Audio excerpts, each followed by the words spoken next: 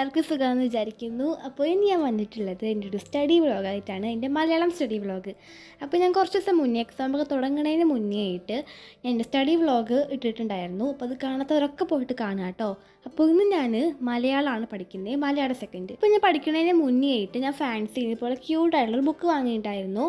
അപ്പോൾ ഈ ഒരു ബുക്കിലാണ് എനിക്ക് അറിയാത്ത കാര്യങ്ങളൊക്കെ ഞാൻ ഇതിലാണ് എഴുതി വയ്ക്കുക. എന്ന് വെച്ചാൽ നമ്മളൊരു ചാപ്റ്റർ പഠിക്കുമ്പോൾ അതിന് മനസ്സിലാവാത്ത കാര്യങ്ങളുണ്ടാവുമല്ലോ, മനസ്സിലാവാത്ത പോർഷൻ.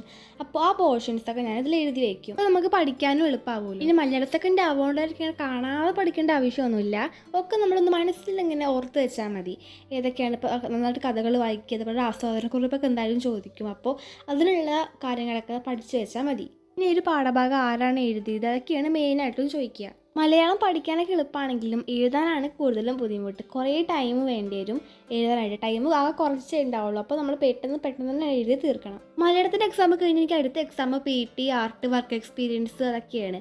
അപ്പോൾ അത് അങ്ങനെ പഠിക്കേണ്ട ആവശ്യമൊന്നുമില്ല. ഞങ്ങൾക്ക് കുറച്ചൊക്കെ നോട്ട്സ് തന്നിട്ടുണ്ട്, അത് മാത്രമായിട്ട് പഠിച്ചാൽ മതി. ചില ചാപ്റ്ററിന് എടുത്തിട്ടില്ല.